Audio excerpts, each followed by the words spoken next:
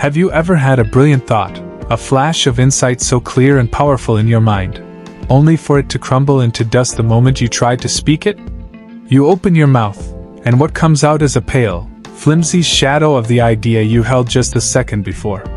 That gap, that frustrating chasm between the richness of your inner world and the poverty of your spoken words, is one of the most universal human struggles. For years I was trapped in that chasm. I devoured every book, every course, every piece of advice on articulate speaking, searching for a real solution. What I found wasn't just a collection of tips, but a fundamental shift in understanding how language actually works. Today, I'm going to share the 3 most profound secrets that finally unlocked the door for me, transforming my speech from muddled to masterful. Before we dive into the very heart of this transformation, if you're on a journey to become a more powerful and persuasive communicator, do yourself a favor and join our community by hitting that subscribe button. We're exploring the art of brilliant speech together, and I want you right there with us for every breakthrough. Click that bell so you don't miss what's coming next. The first and most important secret is to stop communicating words and start sharing your connotation. What is connotation? It's the hidden universe packed behind every single word you use.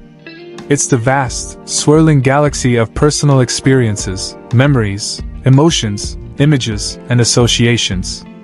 Let's make this real. When a veteran speaks the word war, that single word is just the tip of a colossal iceberg. Underneath the surface is the thunder of explosions, the sting of loss, the weight of a helmet, the taste of stale rations, the faces of comrades. All of these elements combine to create what neuroscientists call the language of the mind. Speaking, then, is the near impossible task of translating that vibrant, four-dimensional mental reality into the low-resolution, one-dimensional format of spoken words. Your listener receives those words and attempts to unpack them using their own universe of connotations, which will never be a perfect match. Think of it this way. A great composer like Beethoven feels a storm of passion, sorrow, and triumph. He channels that emotional tempest into writing sheet music, static black dots on a white page. An orchestra conductor then reads that code and guides 100 musicians to transform those dots back into a living, breathing performance of Symphony No. 5 that can bring an audience to tears. The raw, overwhelming emotion you feel in that concert hall could never, ever be fully represented by the simple notation on the paper. Your frustration with articulation happens when you expect your simple words to magically teleport the entire symphony of your thoughts into your listener's mind. It's an impossible ask. Language requires compromise. But we can get incredibly close. The question is, how do we pack more of that symphony into our words? 2 powerful actions changed everything for me. First, you must wage a war against what I call blue sky language.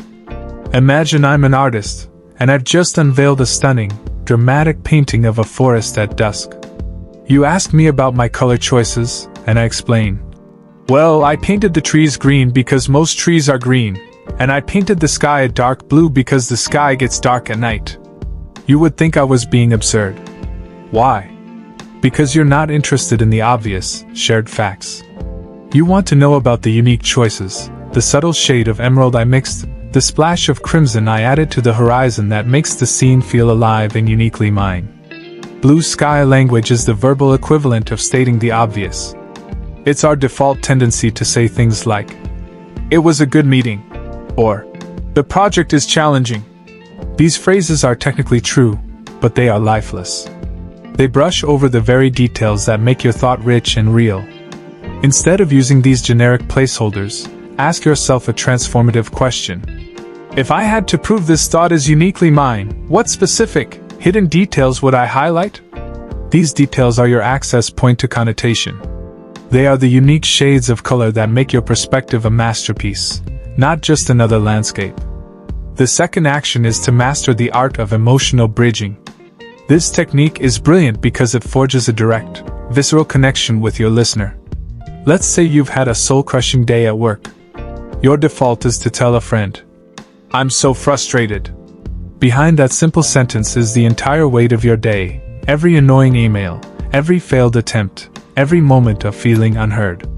But your friend unpacks that word, frustrated, using their own recent, and likely much milder, experience of it. The intensity is lost in translation. Now, imagine you try this instead. You know what? Pause for a second.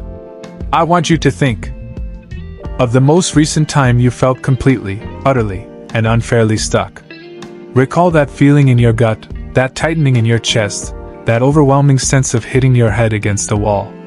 Latch onto that feeling. That is precisely where I am right now. See what happened? You didn't just tell them how you feel, you made them feel it with you.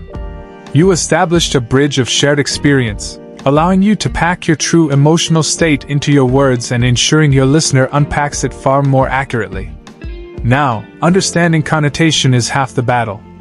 The other half is retrieving the right words in the heat of the moment. This brings us to the second great secret, learning to speak like you write. Why do we so often lament, "If only I could speak as clearly as I write"?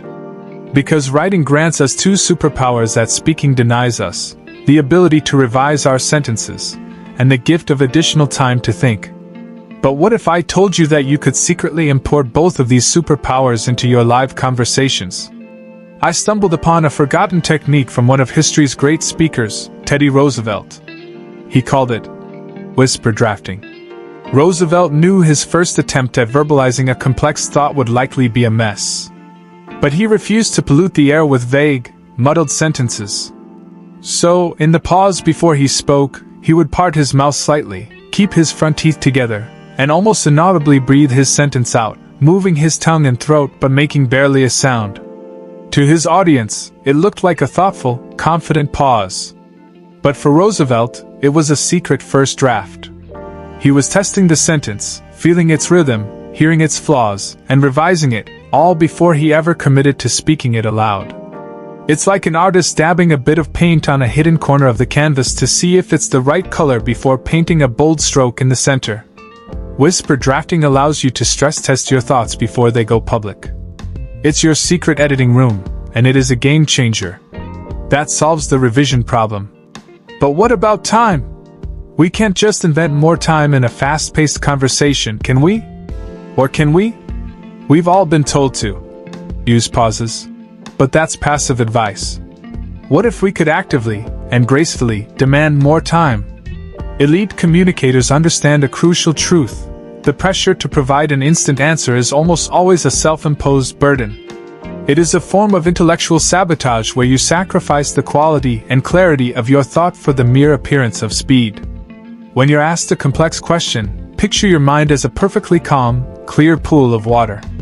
The question is a stone tossed into it, sending ripples and waves of thought in every direction.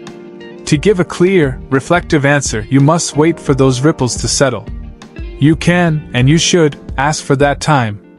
It's as simple as saying, "That is a fascinating question.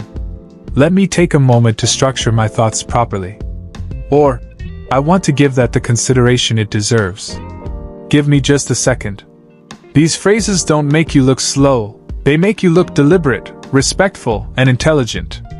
You are taking command of the conversation's tempo. This leads us to the final, and perhaps most powerful secret, the art of cognitive priming. Too often, speaking feels like throwing darts at a dartboard in a pitch-black room. We blindly sling sentences, hoping one eventually hits the bullseye of our intended meaning, but we leave the wall riddled with holes from our failed attempts. How can we train our mouths to be more accurate? How can we turn on the lights in that room? The key lies in creating accountability. Think about the difference between talking to yourself in the mirror and speaking to another person. With another person, social rules apply. You become more considerate, more intentional. Cognitive priming introduces an even higher layer of accountability that sharpens your mind like a razor's edge. Let me demonstrate. I want you to listen very, very carefully to what I am about to say. I am going to choose every single word with deliberate precision, because it is vital that you understand the core of this idea. Did you feel that? Did you feel yourself lean in? Did your attention sharpen? That is cognitive priming. It's a preamble, a declaration to your listener that you are bringing an extraordinary level of effort and calculation to your word choice. This accomplishes two magnificent things. First, in a one-on-one conversation, it shatters the stale, automated rhythm of back-and-forth chatter. It signals that something important is coming, galvanizing your listener's attention and creating a shared, heightened state of focus. Second, and more importantly, it puts you in a position of profound accountability. You have just announced that you will be speaking with surgical precision. Your brain, not wanting to fail on a promise you just made, immediately shifts into a higher gear. It becomes more careful, more selective, and more focused on finding the exact right words. This technique almost forces you to speak more slowly, more calmly, and more articulately.